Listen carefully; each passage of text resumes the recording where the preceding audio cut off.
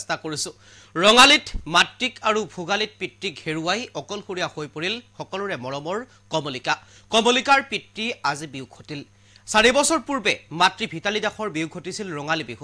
ৰঙালী বিহুৰ আনন্দ উল্লাসৰ মাজতে আহিছিল অসমবাসীলৈ সেই বেয়া খবৰটো এই দুখ খবৰটোৱে সকলোকে মৰ্মাহত কৰি পেলাইছিল একাংশ শিল্পীয়ে অনুষ্ঠানত গীত পৰিবেশন কৰা নাছিল ভিতালী দাসৰ মৃত্যুৰ খবৰ শুনিয়েই আৰু তাৰ পিছতেই আজি 4 বছৰ পিছত পুনৰ ভিতালী দাসৰ স্বামী কমলিকা কাশ্যপৰ পিতৃ ভূপেন দাসৰ মৃত্যু হল অকলশৰীয়া হৈ পৰিল কমলিকা কাশ্যপ ৰঙালীত মাতৃক আৰু এই ভোগালীৰ আনন্দ উল্লাসৰ মাজত পিতৃক হেৰুৱাই এতিয়া অকলশৰীয়া হৈ পৰিল নিথৰুৱা হৈ পৰিল কমলিকা কাশ্যপ এই মুহূৰ্তত এই সবিশেষ ক'বলৈ চেষ্টা কৰিছো এই মুহূৰ্তত সবিশেষ অকলশৰীয়া হল উদীয়মান কণ্ঠশিল্পী কমলিকা কাশ্যপ কোভিডৰ সময়ত মাতৃ ভিতালী দাসৰ বিয়োগৰ পিছতেই পিতৃয়ে ললে চিৰবিদায় পিতৃ ভূপেন দাসৰ মৃত্যুৰ পিছত অকলশৰীয়া হল কণ্ঠশিল্পী কমলিকা কাশ্যপ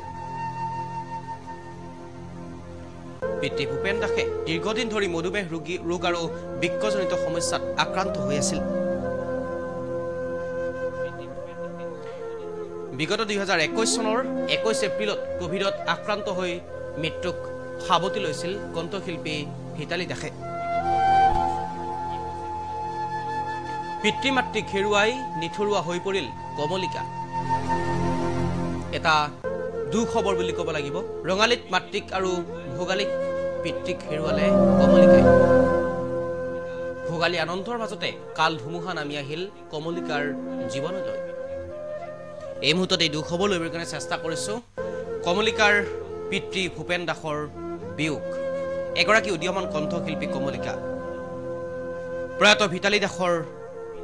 স্বামী ভূপেন দাস আৰু নাই 4 বছৰ পূৰ্বে ৰঙালী বিহুৰ আনন্দ উল্লাসৰ মাজতে কোভিডৰ সময়ত ভিতালী দাসৰ মৃত্যু হৈছিল আৰু তাৰ পিছতেই পিতৃৰ সৈতে একেলগে আছিল বৰ্তমানৰ উদীয়মান কণ্ঠশিল্পী কমলিকা কাশ্যপ আৰু প্ৰতিটো মুহূৰ্ততেই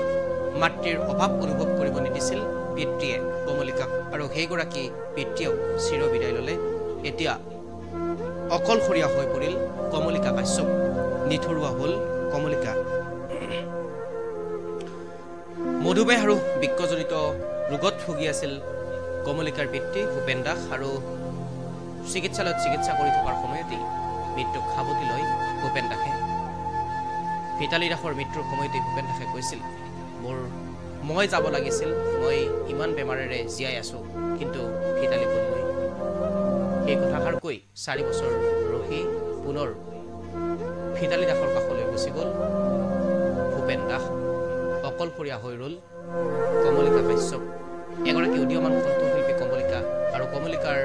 প্ৰতিটো মুহূৰ্ততেই মাতৃৰ অভাৱ অনুভৱ কৰিব দিয়া নাছিল পিতৃ ভূপেন দাসে আৰু ভূপেন দাসো এতিয়া গুচি গ'ল ভূপেন দাসৰ যি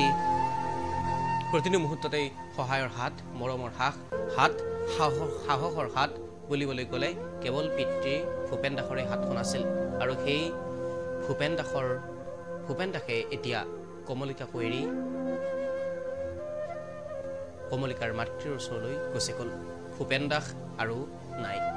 বিশিষ্ট তবলাবাদক আৰু আজি শিল্পী দিৱসৰ দিনাই আন এগৰাকী শিল্পীক হেৰুৱালে অসমবাসীয়ে বিশিষ্ট তবলাবাদক ভূপেন দাস আছিল কমলিকাৰ পিতৃ ভিতালী দাসৰ স্বামী প্ৰয়াত ভিতালী দাসৰ স্বামী ভূপেন দাস আছিল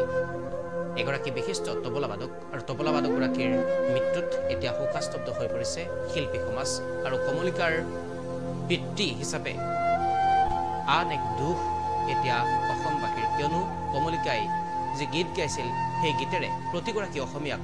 আবদ্ধ কৰি ৰাখিছিল প্ৰতিগৰাকী অসমীয়াই মুগ্ধ হৈ পৰিছিল কমলিকাৰ গীতত আৰু কমলিকাই যেতিয়া গীত গাইছিল ভিতালী দাসৰ